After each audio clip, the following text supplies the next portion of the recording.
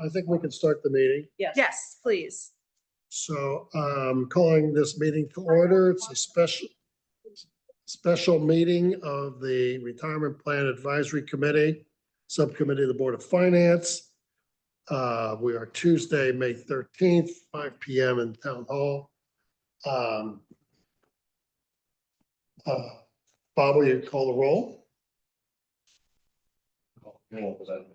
Well, James, yeah.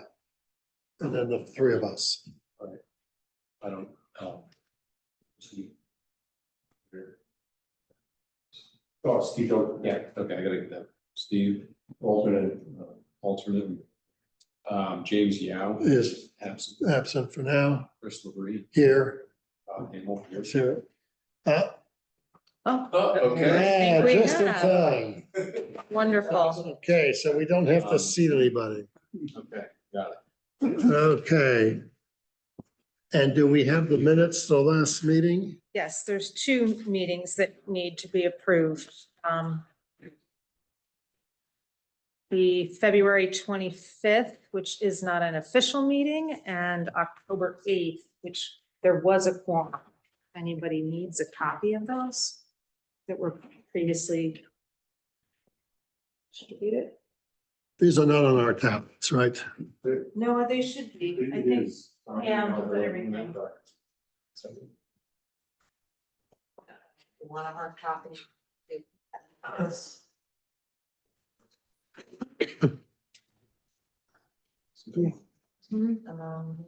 The one from the page.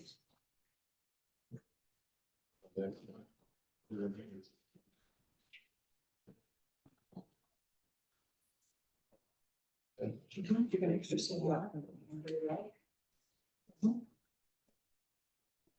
Okay, there's been quite a lot of changes in the staff of this thing. So let's just, do I have a motion to approve the minutes of we'll approve them together, of the October 8th, 2024 regular meeting. Oh, that was a special meeting also. And the February 25th, 2025 special meeting of this committee. The only thing is, I wasn't here on these. Yeah, and This would probably do them separately. I was. but I wasn't here on the 8th either, and you weren't even on the committee then. So the only person who can vote to approve these is James. This October 8th, I can go for the October 8th, but I can't do it for the 25th. right, okay, so October 8th is approved Approved. by the Sure, only thank member you. that was here. Then the next meeting, the 25th of February, Bob, you and I can approve that. Okay, so vote in favor, so these are approved. Great. thank you. All right, so the minutes are approved. Okay, so the first order of business is, Meeting schedule. The meeting schedule. oh, yes, Chris, if the you meeting could go back to schedules. number 2. All right, let's do that. So we have, in order so that these can be regular meetings, we need to approve the schedule of meetings for the rest of the year. So there's a meeting scheduled for September the 9th and November 11th. We approve these, they would be regular meetings. I have a motion to approve the meetings. Okay, all in favor? Any opposed? Fine. Okay, the meeting schedule is approved. Great, thank you. And now we can go on to our guests. So the floor is yours. Great. I'll jump in here virtually. So, and just double checking, everyone can hear me okay coming through? Yep. Okay, perfect. So thanks again. Apologies for not being there. Currently caught in transit. I'm in the Cincinnati airport right now, but the good news is the majority of our focus today will be led by Justin Owens, who's there in the room with you. And if I see everybody has the hard copy materials, is that right? That is correct. Perfect. So just to add a visual to the background here, we can flip to slide 4. And as noted, Justin will cover the majority of the conversation today, which will be a continual focus on what we have here on item number 3 as the asset allocation review. So following the transition of assets over to Russell Investments last year, We've had a couple of detailed reviews about modifications to the asset allocations across the three portfolios. This conversation today will be a continuation of that discussion, which piggybacks off of some of the discussion that we had as a committee and a group the last time around based on February 25th when we last met. So we'll be sure to incorporate some of the additional material that we've completed since then. Before I hand it over to Justin, if it makes the most sense for you all, I plan to give a 5 to 10 minute overview on status of the markets and 5 to 10 minute overview on the market values and performance. Does that work for you all in the room? Sorry. Yeah, I think we're hearing some people behind you in the airport, That's okay. so it's okay. Rich, just go ahead. Okay, apologies for that again. I'll flip to slide 5 very briefly here. And noticing again on the bottom right portion of the page, the key takeaway is the strategic review. That's the one action item that we will look for a motion on at some point in the near future with committee and board approval. That'll be the asset allocation focus, which, as you can see on the top left portion of the page, you can see the major asset class breakdown of the funded retirement plan as it stands today. That's exactly of what we're looking to define and ensure that we have the right makeup there. The performance that you see on this page is as of March 31st. March 31st feels like ages ago. Just to give you the updated picture, as of today, the funded retirement plan is up 3.7%. So up about 0.5% throughout the first quarter, up another 3% throughout the first, call it 5 to 6 weeks of the second quarter. We're at about 3.7% year to date as of today. Within the OPEB plan, which is not on this page, up about 3.6%. Marceline Scholarship Plan up about 3.3%. I'll just give a quick 5 minutes or so on slide 6. Slide 6 is updated a little bit further as of the end of April, but we've had so much movement in the markets just in the past couple of weeks. To give some context on what we've had. Again, we met on February 25th. If you closed your eyes and woke up today, the market has been basically flat since that period. From that point to today, within that, though, if you were living through it as we all were, we had an 18% market correction. We've since had a 20% market appreciation comeback. We are officially, as of today, in the midst of a bull market. It doesn't feel like that, but that was the headline I saw yesterday, and the 20% comeback that we're experiencing supports that. A couple of how and why did we all of a sudden come just weeks later into the midst of a bull market here. I was reading a really great piece earlier that listed out 6 primary reasons how we went from you see the tariff tantrum on here. We know that was, of course, the catalyst for the market turmoil that began on April 2nd based on Liberation Day and the tariffs that were potentially proposed across the globe. That was the primary catalyst for the down market. What has been the catalyst for the up market since then? A couple of main components. Earnings have been extremely strong across the board. Earnings have been up about 14% first quarter of 2025 compared to last year. That's extremely strong, no matter how you slice and dice it. The AI trade is still well in effect. When you look across the Magnificent Seven stocks, the Googles, the Apples, the Metas, their forward guidance has remained strong. They still see continual demand for their products and services moving forward. So it's a positive tone from the most impactful players in the market. The trade deals, which we've seen unfold since April 2nd, has just been a continual softening and abatement of trade talk over the past couple of weeks. So April 2nd on Liberation Day was by far the harshest tone of where we were from a tariff perspective. We've seen continual carve-outs for tech and for semiconductors and chips and automobiles. We've had a deal with the UK. We have a potential deal or at least a pause with China. I would just categorize everything tariff related as having gotten better over the past 6 weeks. The markets responded quite kindly to that. A few other key components here. There was a really great headline. I think it was from our friends over at Ritz-Holt Wealth Management. They said, you can't have a recession if no one's getting laid off. And that's exactly been the case where last month we had 177,000 jobs added. That's a very strong number. Just to summarize it all up, the economy, the fundamentals of the economy still appear to be relatively strong. With that said, as you look at the bottom of page 6, as we define our recessionary probabilities, we're calling it a close to 50-50 probability over the next 12 to 18 months looking out. given there is just too much uncertainty to unfold in the near future here to have any more confidence than calling it a coin flip. There's a number of slides in this deck that are as of 3/31, which again may as well be ages ago as we sit here in May. Happy to touch on any of them if any of them pique your interest, but otherwise I'll pause there. I hope that was somewhat of a helpful overview on the how and the why did we come back so strongly over the past few weeks. Otherwise, we can flip all the way over to slide 27 as we look at the plan performance in metrics. Oh, and Rich, I'll just mention one thing, since you probably weren't on some of our internal calls, but given the recent softening of the trade situation with China, most of the major banks have now removed their recession predictions. And I talked to our investment strategist today, and he's lowering our recession probabilities down to about 35%. So up from that 50% when we put these materials together, but things change quickly, and we're down to about 35. Thanks, Justin.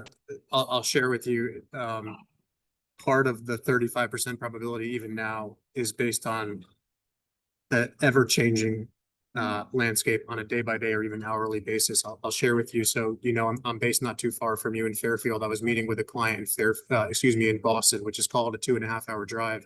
This was on the day where the NASDAQ was up 14%. So when I left my house, I was thinking about the status of the markets. By the time I got there and I looked at my phone and the market's up 14%, the whole narrative shifts. So trying to stay on top of it is not only a day-by-day exercise, but an hourly exercise. And I'm thankful that we have Justin and team keeping us honest there. So thanks for that update.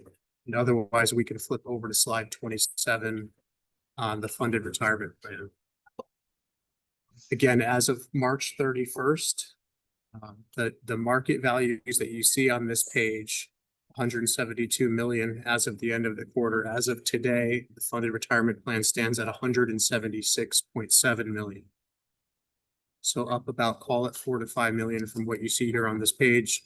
Just to round out the quarterly activity, you had net outflows largely being benefit payments of about 2 million, close to offset by about $1 million in market gains throughout the period.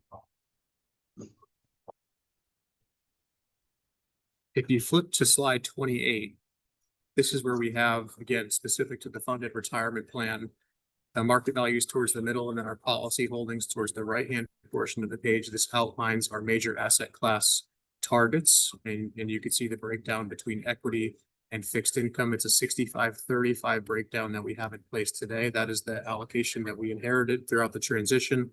That's the exact review that we're conducting to determine if that 65-35 remains appropriate and what are the underlying components within that and how should that be made up over time. So no change there as of today, but that's exactly what Justin's going to touch on in just a few moments. As we flip to slide 29, again, this is as of April 30th. So as updated as we could get with finalized numbers based on the production of the report. But as of today, year to date, the funded retirement plan up about 3.7% and tracking well in line with the benchmark relative returns, similar to what you see on this page, which was as of March 30. I'll pause there. I'll just note the following pages 33 through 40 are a similar exercise relative to the OPEB plan and the Marcelli Scholarship Fund. It's a similar theme directionally where asset values are slightly higher. So for example, on slide 33, very briefly, as of March 31st, the OPEB plan stands at 22.6 million. As of this morning, the OPEB plan stands at about 23.3 million. And additionally, up about 3.5% year to date. I'll pause there. I know we want to spend the majority of our conversation today focused on the strategic review. I'm happy to cover any questions or take any comments on anything we've covered thus far. Otherwise, happy to hand it over to Justin back in the room there. Yeah, I actually have a question. So during market volatility, like we saw for 2nd of April, how often and how do you rebalance the portfolio? So it's 65-35. So on that given day, equity valuations drop significantly do you rebalance on a continual dynamic basis or at the end of every month or quarter? How does that work? Yeah, it's a great question. So we rebalance with 2% tolerances. So if any one asset class is plus or minus 2% above or below its policy weight on the day that we review it, and we review it on a monthly basis, we would go ahead and automatically rebalance. That's the first and most important component. The second component is there is also an almost self-rebalancing feature such that cash flows in and out of your portfolios are traded such to bring the portfolio back into target. So for example, if you were to make a contribution into the plan, it would buy underweighted funds. If you were to pay a benefit payment out of the plan, it would sell overweighted funds. So there's a consistent self-rebalancing taking place with the cash flows within the plans. Okay. Great, that's good to know. Quick question. This year, Mike, Sorry. Do you guys take any steps to hedge against the volatility? Is there any instruments that you invest in, or that's not within sort of the parameters of what you guys are engaged to do there? So I would, I'll just to give you a visual to help add some context to that. If you flip to slide 36, and the short answer is yes. But on slide 36, I'll give some background here. On slide 36, this shows the underlying money managers that we are employing within the funds that you hold. So we are not adding overlays or derivative strategies. Again, we are not doing that at the top level of the portfolio. The underlying money managers, however, do employ underlying hedging strategies within their individual mandates that they employ within the funds that you hold.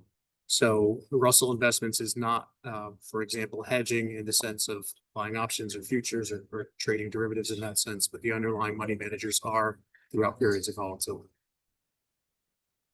Thank you.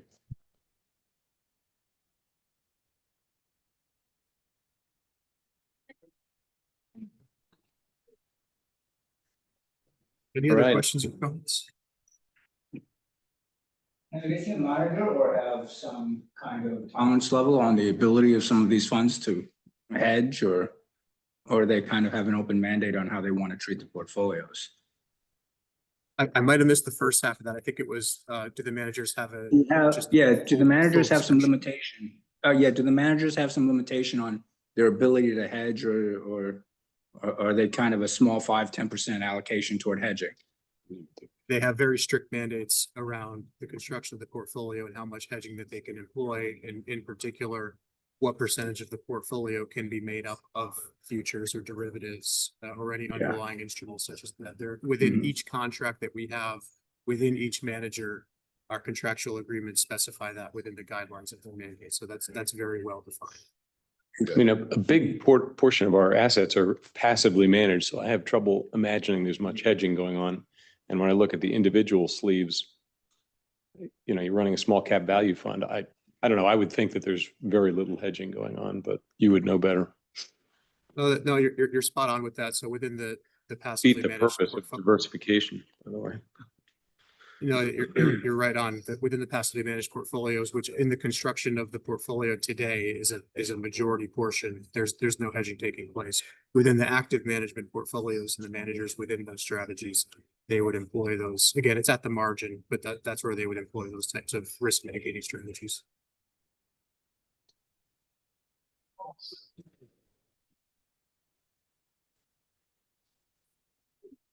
Any other questions for Rich? Okay, we're gonna go into the overall asset allocation review. Some of you will have heard this material before. I'll give an overview, but happy to dive deeper where it makes sense. We're gonna start in on page 46. So high level, what my team is responsible for is making sure that we're providing good asset allocation advice to all of our pension plans. So about every 3 years, we go through an exercise of collecting all the information from the plan actuary. I'm an actuary by background, so that's within my wheelhouse, and then projecting it out for 10 years to see what kind of an impact asset allocation changes will have on the funded position and contribution requirements. In your case, you have the actuarially determined employer contribution. We want to make sure that that's not causing too much of a burden over the long term. And it's a bit of a trade-off. Usually, you can take a lot of risk and on average reduce your contributions over the long term, but you're also taking on a lot of volatility. So we try to model in that trade-off. There's two main overall decisions that have to be made. First of all, the overall split between what we call return seeking or growth assets and fixed income. The balance between those two is probably the single most important factor in long-term outcomes. Right now it's 65-35. The other thing that needs to be considered is, are there additional asset classes that can help diversify the portfolio and reduce volatility in the long term? You don't want to have to experience too much adverse volatility in a given year that could increase the contributions that would have to come into the plan, but it can also have detrimental impacts on funded status that can be hard to recover from.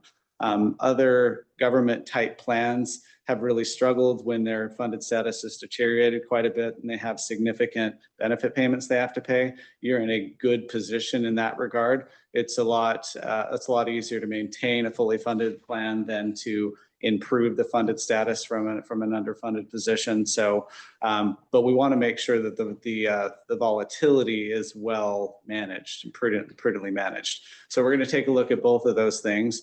What does it make sense to have for the overall split between the growth and the fixed income? And then what additional asset classes? Now, within the additional asset classes, we have a few different stages. There's all sorts of assets that you could invest in.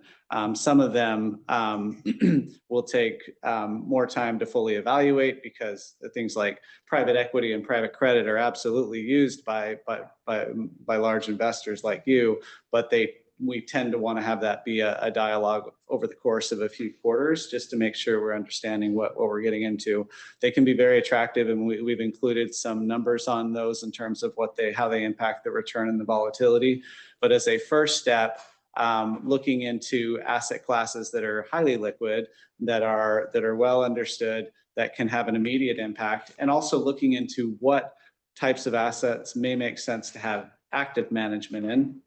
Historically, these asset pools have been passively managed, and there are areas of the market that we think is really hard to get any additional value from active management, US large cap being case in point. It's been very challenging for skilled managers to get any excess return in that area. But there are other areas such as US small cap, emerging markets, and some other areas where there's been some demonstrated value add by going into active. So we want to make sure we're understanding what your comfort level is around that, and then realign all of the different asset classes to come to where we would think would be more of a best practice portfolio. And then kind of seeds for in the future, talking about some other asset classes. Okay, so on page 46, this is just the actuarial profile. This sets the stage for all of our asset liability forecasting. But the main points from this are that the funded status on the pension plan is overfunded, which means the requirements that are coming into it are pretty minimal. But if that were to change, and we do model scenarios where it does change, those could go up. Our process is to model everything out, but then run it across 1,000 different economic paths, just so that we can get a kind of see all possible types of paths. The OPEB is less well funded, but has a strong funding policy right now, and it's on a good track to become fully funded over the long term.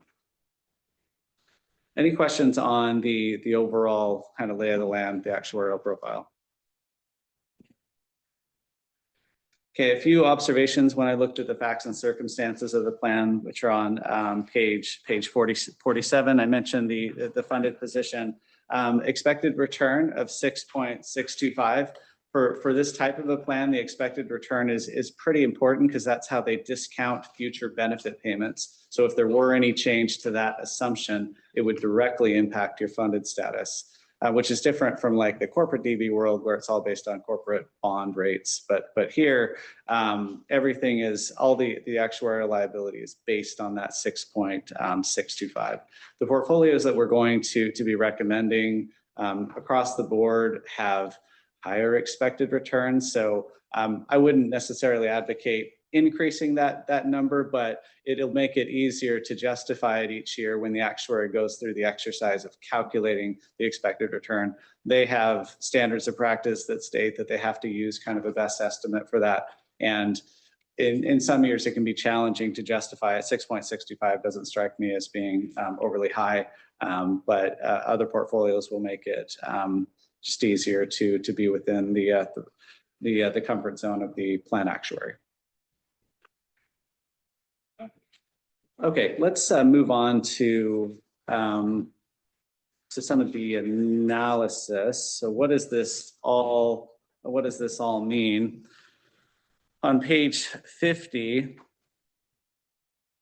there's a few things that we talked about the first time we came to you with recommendations 6 or 7 months ago. And one of them originally was shifting the portfolio allocation from 65-35 to 60-40. Now, it's a subtle change and not one that I can say I feel super strongly about. Looking at peers, a 60-40 is maybe a bit more in line, but shifting from one to the other is not going to have a significant impact. We did include some follow-up material on our recommendations, assuming a 65-35 portfolio, which has the benefit at least of maintaining the current 65-35, which is a good starting point, but then adjusting some of the other asset classes to be more in line with our best practices. Interested though in immediate feedback on whether the keeping at the 65-35 versus going to 60-40 would be which would be more palatable. Last month, it's maybe anybody. Personally, well, I would almost lean the other way. I mean, we're in a sovereign debt crisis world that's going to unfold, and so more fixed income to me is, bound to be higher inflation. There's bound to be more money printing. I don't know. I like 65-35, but I'm not entirely sure, how you end up reshuffling that deck. Because I did have one question, which I missed when I looked at this before. Our current lineup is quite different between the main pension and the OPEB. Yeah. And why is that? And because I was thinking that the OPEB was what we were currently employing on the main pension, could get a more diversified bond approach, which is a big slug of our exposure. So anyway, that just threw me off. Yeah, no, I just realized it looking at it. Yeah, it's a good question. Rich, do you want to talk to that? Sure. So if I'm going back to the transition, I believe it was simply still based on the mapped approach. And so the funded retirement plan was almost entirely passive, if not completely passive. And so that's the strategy that you have in place today. Whereas the OPEB plan, Well, and I may have the history wrong here, but yeah, I think, Rich, the overall asset allocation was the same, but there's like a different fund lineup that was available to be able to move directly into all passive. So for example, with the pension plan, the fund lineup that we have available for pension plans, we had passive options for everything, but within the one that we use for OPEB, we could go passive in a couple of them, but then within the US small cap, for example, which is just a 2% allocation, that when we went active, it's essentially the same at the overall portfolio level. Understood, but it is, it is different. I'm in the fixed income side is what I'm kind of interested in, because that's a bigger piece of our, so that presumably what we have now is just, they're trying to replicate the used to be the Lehman Ag, whatever it is now, Bloomberg aggregate. Right. Yeah. Versus this fixed income, we got 1, 2, 3, 4, 5 different subsectors. And by the names, I don't know what they're, I understand Core Plus. I mean, I'm a fixed income person. So anyway, I don't want to get too derailed, but seems like the big pension should be looking a little more like the OPEB. But Yeah, it should have the same granularity. Both of them should be about mirrors of one another. But the main pension fund is performing slightly better by about 40 basis points from the OPEB. And is the reason for that the composition of portfolio? It's the fun. Yeah, go ahead, Rich. I was going to jump in. So just to expand on Justin's point earlier, and thank you for the reminder, they are in almost identical lineups. The only difference is they're in different fund complexes. The legal construction of what a pension plan can be in versus what an OPEB can be in. They are in different, what we call fund complexes. In the OPEB side, we do not have products with passive small cap management or passive core bond management. So that's the only reason that they have a different lineup and they're using active is because they are in a different fund complex. And exactly to the second point, the difference in performance is due to the active management component within the small cap fund and the core bond fund on the OPEB side. So So we benefit from passive management with the fee Well, structure. Is that an easy, quick way to say that? it's a trade-off, but yeah. Right. Right, and it was the funds that they're currently in was the closest we could get to what you had previously with Vanguard. There hasn't been any change. We do recommend that that the two of them be more Right. similar in terms of the active. Yeah, what I'm more focused on the bond piece because obviously Yeah. it's a much more considerable, allocation and, passive bond management is a pretty new thing relative to passive equity allocation. So, I know some of these advisors, but I would think that on the fixed income side, I'm sort of surprised that we're not more active, because bonds are so bespoke every, QSIP, every ticker, there's some Yeah. commoditization, obviously, in treasuries but mortgages even. So anyway, I just Yeah. want to come back to that because I think we should be main pension, regardless of what we do, I think should look a lot more like the OPEB. And when I first saw it, I thought it's caught my eye and I thought this was what we were doing for everything. So But you're saying the reason that we're in these two different structures is for fees? No, I just said that's probably why the return. Well, he didn't answer the question. You answered. But are you talking about the Well, that was a good performance answer. difference, right? Yeah, so on the pension side, it's all of the equity is all just passive. So there's going to be some tracking error from period to period, but the intent of the underlying managers is just to match the benchmark. It's a little bit ahead, which happens sometimes, but whereas in the OPEB, there's some active management. So there's going to be more tracking error from period to period. but it's hard to tell what piece of it has driven Well- the change, the difference in performance, whether it's the bond piece outperformed one versus the other, whether it was fees or whether it was, so, the Or components of return Yeah, that I'm sure you could figure it out, but, and the differences aren't that large, but but they are different. with more managers, there's probably more friction too, right? So, so that might explain why, because they should be about the same, and it just strikes me as odd. 40 basis points Between is a the lot relative to the pool.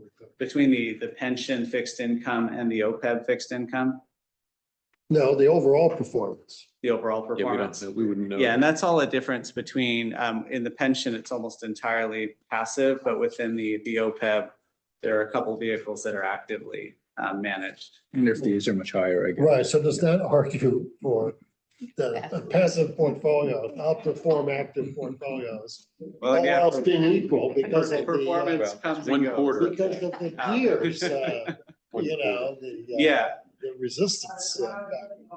So if you see some of the other municipalities, are their pensions and OPEBs pretty much the same? Are we unique in that they're different? so they're different right now just because of the different, implementation, How the money the passive came in. part of it, Uh-huh. right? Because of the way it came in. And the way you They- guys they are had- structured, yeah, you don't because- have you couldn't employ Right. the OPEB into the pension because you're just not set up that way. Right, but under normal Regulatorily or something. recommendations, then they'd be the same in terms of the overall implementation. So yes, it's unusual to have them different. I think they should be very, very similar. Their fixed income is an area I do think we should be active in. in the pension, and that would line up the pension and the OPEB active in US small cap emerging markets, for example. If we go that direction, then the pension and the OPEB are going to look pretty much the same in terms of implementation and managers and so forth. Just, do you have like a, for the fixed income component on the pension versus OPEB, the difference in performance between those two slices? I We have it. have that. So, for example, since inception, the fixed income fund within the OPEB is up almost 6% on the dot. That's since inception, 6% on the dot for the OPEB plan, for the funded retirement plan. The fixed income fund since inception, which is the same date, is up 5.8%. So it's a 20 basis point differential between the two. With the active doing better. No, active. With the active 20 doing basis points better. Yeah. That's right. And we share your sentiment on the active management on the core, on the fixed income side, and our recommendation that Justin's reviewing here does support being active on the fixed income portfolio across the portfolios that we have. So how is it possible to migrate the pension fund to a similar look as OPEB? 100%. And if so, how yes. long is that going to take? It doesn't take long at all. Once it's approved, like it can be implemented within. Okay, so you're just waiting, it's up to us kind of what happens. Yeah, so once it's approved by the committee, then we can, and the contracting is the paperwork signed, it can be implemented But we within. also need to within hear days you on- out on your recommendation. You tried it last time. and Yeah, so no, You didn't get there, and I'm afraid. No, you might it's not get there it's this all time. right, and it's, I That's mean, okay. it's, have a But that's okay, but we can This walk time we before have we a run quorum. anyway. Yeah, so We're let's- not getting yeah, the private that's- and equity. I think it's a fair Of course, question. We want the two to look, But to look the similar. question that you opened up this segment with is whether, is if we're happy at 65-35, or if we have desires to go to 60-40. Right. I would tend to be with Bob and say that 65-35 has served us well. Uh-huh. And notwithstanding the vagaries of the market, I see no compelling reason to become more conservative. Right, we're overfunded, you know. Yeah. Yeah, you're in a good. And that's I would just say that's the conversation that we had at the last meeting. And so, and not to jump us around too much, but slide 55 is new Yes. information that we haven't seen yet. This is based on the conversation that we had at the last meeting. Slide 55 is the updated portfolios that we've put together. And so just working left to right, and I'll hand it to Justin there, it's easier for him in the room, but working left to right, you can see the current portfolio as it stands today, portfolio A. Portfolio B was our primary recommendation, moving to 60-40 that we reviewed at the last meeting. C, D, and E are new portfolios for the group here, which revert back to the 65-35 posture, which was again based on that feedback. So again, I'll pause there, and Justin, if you want to add any additional comments. Yeah, these are the portfolios we should focus on. A is where you are now. You can see it, only 4 line items, and they're passively implemented. If you go to portfolio C, these are some of what I call the lowest hanging fruit in terms of making changes that could be implemented quickly, well understood asset classes, leaning into active implementation, but just in a few areas. And then there are other things we can obviously talk about in the future. But the main changes that we would be looking at if we moved in from portfolio A to portfolio C is with the public equity allocations using more of a global market cap basis, meaning as the entire market looks for public equity, that's how your portfolio would look, not trying to make a bet that US equity is going to do better over the long term or non-US is going to look better over the long term. That's where most of our clients are right now. We do have clients that have a strong view about US equity, so they want to be over allocated in US. It can go the other way as well. But right now, that's the intent of those first 6 or so line items is to get you to more of a global market cap weight, which means you lower your overall US large cap allocation from 40 to 25. The small cap stays about the same. relative to where large cap is now. That would be actively implemented. Then a non-US developed equity is what that next one is, 12%. 4% in emerging market equity, and then also introducing a global equity slice, which would only be about a quarter of the public equity allocation. We like having a global equity allocation because it gives some dynamism for looking at US versus non-US, different regions and so forth. Does global equity include US or not? You've got. It you've got includes all non-US, of them. Yes. Okay. Yeah. So that active International, manager non- can. It includes, yeah, So so are you global taking, you're equity. taking currency risk on the global, but you're not on the US? I mean, why? Because, I mean, Yeah. as someone who's, it's like large cap US tends to be global, right? It is But you have no a, currency risk, or they take the currency risk. We just, yeah. right, yeah, so the US large cap is maybe 2/3 of the overall public equity market right now. And you're right, there is no currency risk. Within the non-US, there is some currency hedging. Within global, this is just, we're looking to our managers to look at the entire broad market. Unlike these other asset classes where we're telling the managers, just focus on this market, do the best you can in this market. With the global equity managers, we're saying you have the full breadth of the public equity market to look at within constraints. There's benchmarks that they have to stay close to reduce the tracking error, but they're looking for opportunities across the board, because the US large cap manager is only going to care about US large cap. They're not going to be necessarily, they can't make a bet on US versus non-US, for example. It's just intended to have a part of the portfolio, not the entire portfolio, with a manager that's looking more broadly. And with our clients, it tends to be about a quarter of the public equity that we recommend go into this global equity type. One other non-US equity passive we're currently in. Yeah. That has EM in it, doesn't it? A little bit. So that should be labeled developed equity. And I noticed that when I was looking through it So there's today. no- So that should be currently non-US no EM. developed, no EM. That's intended to be non-US developed equity, Okay. to be distinguished from the emerging.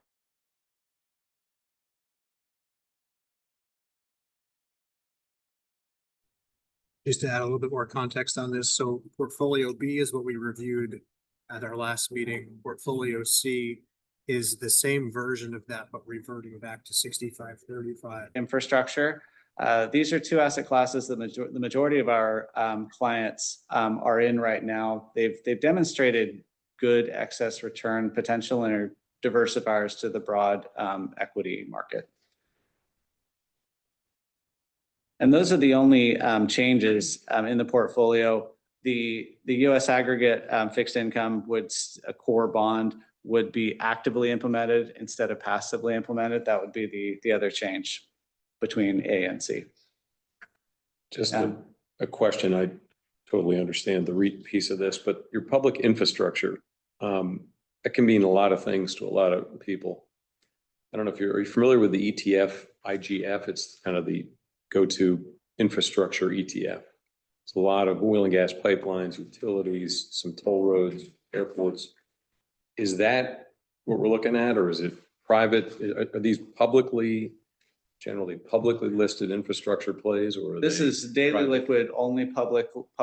Okay. We have a separate fund that's unlisted infrastructure. This is Okay. just daily liquid infrastructure. Are you related. familiar with that ETF by chance? Would this look a little bit like that? I'm thinking it would, but I don't want to. I'm not familiar. Rich, do you know? IGF. I'm not familiar with the ETF offhand, but your description of it is very similar to what we would consider this fund. So it's almost monopolistic, highly regulated, high barriers to entry companies, so toll roads, canals, airports. So I use the example, we probably used it last time. We're investing in the company that owns the airport, not the airline. So it's very similar to the description that you listed out there. I'm actually a fan. So these aren't baskets, it's individual companies. They're companies, Okay. investing directly in the companies. And you have managers that are. Yeah, we have sub-advisors that are. That's their specialty. Yeah. So if we did that, we would pick up some volatility, but we'd pick up a lot more performance. Yeah, and so going from A to C, you would pick up a little bit of volatility, but relative to the return that you're getting, it's a really good trade-off. So generally, if you're looking at, let's see, in this case, it's 70 basis points of additional expected return, but the increase in the volatility is less than 50 basis points. And So- it's also obviously really close, and it's basically Monte Carlo, so you don't, I mean, who really knows? But I'm curious about D, because you have a little bigger piece of passive, which we're comfortable with to start with, a little less EM, even though I love EM, but maybe we don't go too crazy with our retirees' money. Maybe Yeah. Ease our way into Yeah. it. I mean, I'm just curious about D. Yeah, the D Your is, thoughts on we included to demonstrate or to show what it would look like if we had a US bias in the public equity exposure. So if you add the US large cap and the US small cap, in C, it's 28%, in D, it's 33%, Yep. in case there is a bias towards US over the long term, which isn't our baseline recommendation, but one that we do, some of our clients do have. And then in portfolio E, it's just more active implementation. I'm just curious, what would the returns be if we just went to a 60-40 current investment? With the current investment profile, if we just simply change the allocation. Yeah, we actually have that from this last time. What would that return be? Yeah, so let me just double check it. Yeah, the 60-40 with those changes, it's in the orange box on page 52. Are you saying with new changes or just? No, just current? all passive. Well, He's I saying don't all think passive. that's what As he's- is. Oh, exactly as it. Yeah, I don't think he was That's gonna your give you that question. answer. I see, I see. Just simply Um, shifting 5%. So 60-40 passive. It's not in the orange box, but. no, that's Second the column. passive version of it. We don't have it for all asset classes. We don't have passive implementation for REITs, for example, or listed infrastructure. But we could still make some of these other changes. Well, you have it, no, column 2 in on column two. page 52, Let me double check. if I'm reading that correctly. Oh, column 2 is, just shifting to 60-40, but not making the other changes. Is that what you're asking? Yes. Okay, yes, Yes. that is it then. Yes. Okay, Yeah. so The second return column. would be 6.6. No, Or how should I 9. compare it to the, whatever, 10 points? The volatility.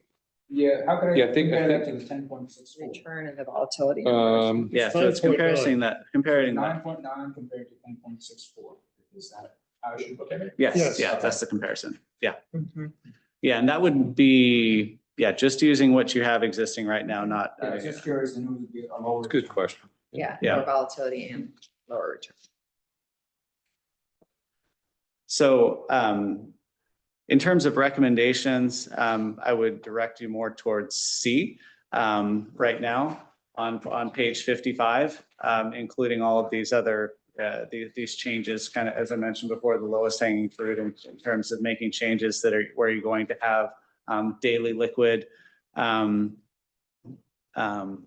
funds and still have an attractive return pickup, active implementation in areas where we think it makes sense, and an improved risk adjusted return.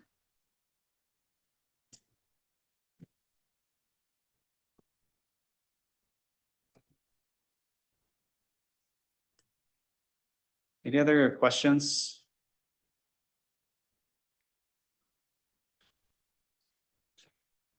So that obviously back to the C versus D, the D would have 40% passive, actually.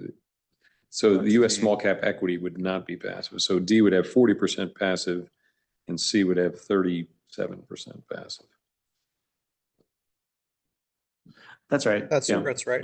The equity side. Now the fixed income side, you've just got it laid in there as one item, which scares me that that's still passive. what we just Yeah, talked that about. item, So what can we, that's, we really should focus on that too. and that would be active in this implementation, and I can improve like the labeling on this, but portfolio A is all active, including the US aggregate fixed income. But but US Ag would be actively implemented under portfolio C. But so the US aggregate fixed income is all active. After portfolio A, yeah, the rest would After the assume to rest be is all- active. Yes, yes, So would it look like our current OPEB fixed income? yes.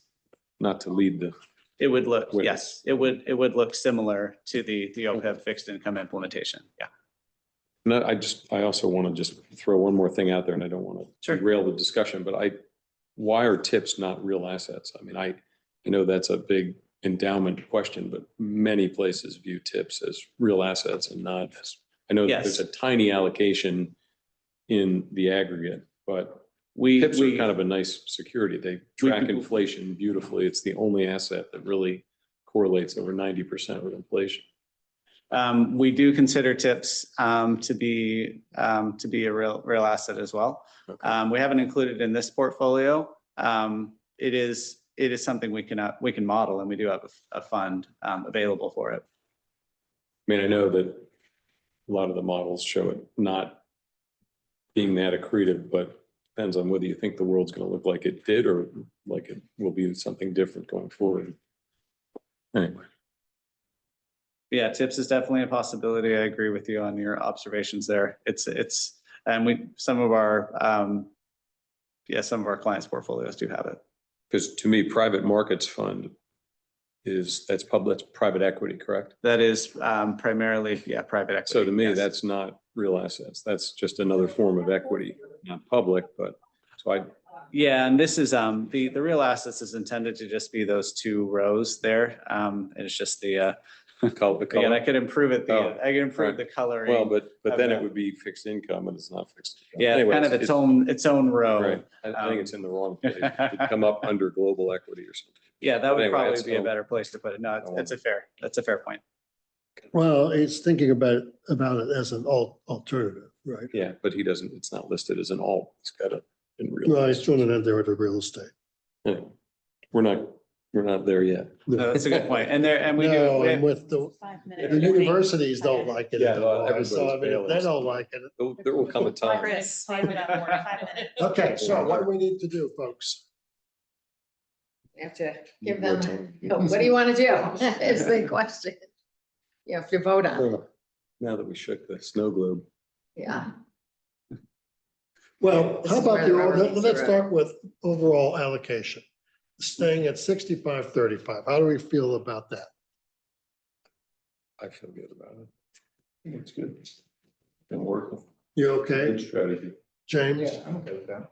Diana? Yes, I don't get to vote, but yeah. No, no. You're an important constituent. But you have to explain it to everybody. Yeah, I must be coming So in on this one. let's vote on that. I'll make a motion the motion being, let us retain our 65 equity, 65% equity, 35% fixed income overall allocation. I would second that. Okay, all in favor? Okay. Okay, so you have one piece. That's The great. next piece is, how do we feel about more granularity in the portfolio? And here we have he's shown us, as you said, the granularity on the equity side, but we don't have, we don't see a breakout in fixed income. You know, Chris, I kind of feel like based on the conversation, we're deciding between C and D. And Yeah. it's like how much I think the conversation really is, do you want to have more emerging markets or less? I think that's kind of the. And also a little more active than passive, right? Right. Because if we Yeah, go to emerging the, markets, I think are problematic. Are probably what? Problematic. I think, right, because it's either going to be a lot of China, if it happens to include China, Yeah, or if it you take does. China out, Absolutely. really going to underperform. In fact, if you throw Taiwan in there, it's about, Yeah. 40% China, Taiwan. So you have a war and you lose 40%. Yeah, and, so, and then if you, Just saying. if you do emerging why- markets ex-China, Why own Latin then, America? the performance is kind of all over the place, Yes, right? it's a volatile asset class to begin Yeah, with. so and I China's think big that's part of it. that's a harder sell Just saying. to Yeah. retirees than, No cash. maybe we move out of, we don't do that. I'm sorry, Pat. Maybe we don't do emerging markets, so we take that 4% allocation Well, and move it elsewhere. 2%. Or you could just go down to 2%. You could go to. Yeah, their in the D, There's 2%. D. Reduce it as, Yeah. Yeah. reduce the risk. I mean, there are some amazing opportunities. I mean, Latin America is cooking with gas. There we go, Yep. Yeah. Yeah, we're looking at Yeah, that. Eastern Europe, there's a lot of. I would just There- add a there quick note great- there's related great to things. portfolio, related to portfolio D. Some justification there is that you are gaining your full global exposure across developed and non-developed markets, however, at a less than benchmark relative weight. So you would have emerging markets exposure, but at less than the relative weight that they make up on a global market cap basis. If you still did want to retain some exposure to the emerging markets, portfolio D would Right, but accomplish. But if we go to D, we're also,